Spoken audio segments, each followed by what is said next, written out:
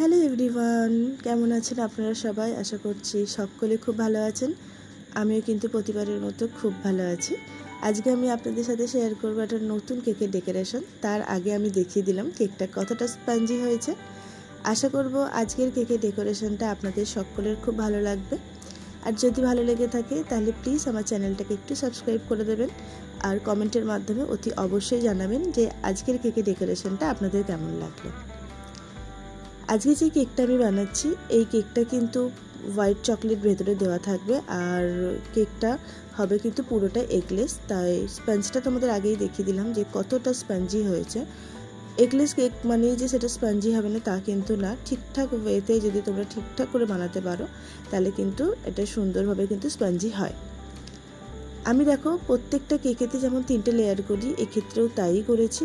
আর প্রত্যেকটা লেয়ারের মধ্যে সুগার সিরাপ দিয়ে সোক করে ওপরে দিয়ে দিয়েছি আমি ক্রিম, তারপরে দিয়েছি একটা থিক চকলেট গানাশ। আজকে যে চকলেট গানাশটা আমি ইউজ করছি এটা কিন্তু হোয়াইট কম্পাউন্ড দিয়ে করা। আর এখানে আমি ক্রিমের পরিমাণটা কম রেখে আমি কিন্তু চকলেটের পরিমাণটা একটু বেশি রেখেছি যাতে গানাশটা একটু থিক হয়। আর থিক গানাশ সত্যি কথা বলতে কেকের মধ্যে খুব ভালো লাগে। আর হোয়াইট কম্পাউন্ডের যে টেস্টটা সেটা কিন্তু আমার পার্সোনালি আমার ডার্ক কম্পাউন্ডের থেকেও বেশি ভালো লাগে। তো আমি সেকেন্ড লেয়ারটাকেও সেমভাবেই করে নিয়েছি আর স্পিডটাকে একটু বাড়িয়ে দিলাম যাতে ভিডিওটা খুব তাড়াতাড়ি হয়ে যায়। তাই প্রথম লেয়ারটা করার সময় আমি একটু স্পিডটাকে কম রেখেছিলাম। একেবারে লাস্ট লেয়ারটা দেওয়ার পরে সুগার সিরাপ দিয়ে সোক করার পরে ওপরে আবারও কিন্তু আমি বেশ খানিকটা চকলেট গানাশ দিয়ে দিয়েছি। এরপর করছি আমি ক্রাম কোট। কেকের ক্ষেত্রে ক্রাম কোটটা খুবই ইম্পর্ট্যান্ট। তোমরা যারা প্রথম কেক বানাবে তারা কিন্তু ক্রাম কোট করার পরে ফ্রিজে মোটামুটি 10-15 মিনিট সেট হতে দেবে, তাহলে কিন্তু ফিনিশিং ক্রিমটা খুব সুন্দরভাবে কিন্তু তোমরা করতে পারবে। আমার হাতে যেহেতু টাইম ছিল না তাই আমি বোর্ডের মধ্যে দিয়েই সঙ্গেই করেছি। টাইমের অভাবে আমি এটাকে ভালোভাবে সেট করতে পারিনি, নাহলে আমি চেষ্টা করি প্রত্যেকটা ক্রাম কোট করার পর কেকগুলোকে একটু ফ্রিজে সেট করে নেওয়ার। এরপর আমি পাইপিং ব্যাগের মধ্যে হোয়াইট ক্রিম দিয়ে দিয়েছি, এবার ভরে নিয়েছি, দেন কেকের চারধারে লাগিয়ে দিচ্ছি। আর পাইপিং ব্যাগ দিয়ে যদি আমরা ক্রিম লাগাই কেকের ক্রিমটা সব জায়গায় সমানভাবে পড়ে, আমার মনে হয় এটাতেই খুব সুবিধা হয়। এরপর একটা প্যালেট নাইফ দিয়ে ওপরটাকে সুন্দরভাবে ফিনিশিং করে নিচ্ছি আর সেম প্যালেট নাইফ দিয়ে কিন্তু আমি সাইডটাকেও করে নিচ্ছি। তোমরা চাইলে কিন্তু এখানে স্ক্রাপার ইউজ করতেই পারো, স্ক্রাপার করলে আরও তাড়াতাড়ি হয়ে যাবে। এরপর যে এক্সট্রা ক্রিমগুলো উপরে উঠে এসেছে সেটাকে কিন্তু প্যালেট নাইফ দিয়ে আমি টেনে নিলাম। এরপর করব কোম ওয়ার্ক। জাস্ট একটা কোম নিয়ে সাইডে একটুখানি ধরে রাউন্ডভাবে ঘোরালেই সুন্দর একটা ডিজাইন চলে আসে। তোমরা কিন্তু এইভাবে সুন্দরভাবে ফিনিশিংও করতে পারো। যাদের কাছে মনে হয় যে স্মুথ ফিনিশিং আসছে না তারা কিন্তু ব্রাশ দিয়ে বা কোম দিয়ে সুন্দরভাবে ফিনিশিং করো। দেখো নর্মাল ফিনিশিংয়ের থেকে এটা কিন্তু দেখতে আরও সুন্দর লাগে। টপেতে আমি কিন্তু কোনো রকম ব্রাশ ওয়ার্ক করিনি, প্যালেট নাইফ দিয়ে এখন এইটাই সবাই করছে আর আমারও মনে হলো এটাই করে দিই, তো আমি সুন্দরভাবে ওপরটা করে দিয়েছি। এরপর পাইপিং ব্যাগের মধ্যে আমি এগ ইয়েলো কালার দিয়ে ক্রিমটাকে বানিয়ে নিয়েছি। তারপরে একটা রোজ বানানোর নজল দিয়ে সুন্দরভাবে কেকের চারধারে কিন্তু আমি ছোট্ট করে রোজগুলো বানিয়ে নিচ্ছি।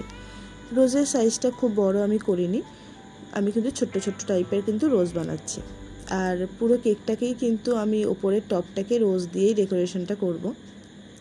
তোমরা এতদূর যারা ভিডিওটা দেখছো বা দেখেছো তাদেরকে একটাই রিকোয়েস্ট করব, প্লিজ আমার চ্যানেলটাকে একটু সাবস্ক্রাইব করে দিও।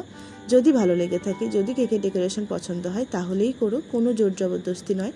আর যদি ভালো লেগে থাকে তাহলে একটা কমেন্ট করে কিন্তু অতি অবশ্যই জানিও। আর যদি খারাপ লেগে থাকে বা আমার কোনো জায়গায় ভুল হয়ে থাকে তাহলে প্লিজ সেটাও কমেন্টের মাধ্যমে তোমরা জানিও। এরপর পাইপিং ব্যাগের মধ্যে হোয়াইট ক্রিম ভরেছি আর পাইপিং ব্যাগটাকে কিন্তু রাউন্ডভাবে কেটে নিয়ে নিচের এই বর্ডারটা আমি বানিয়ে নিলাম।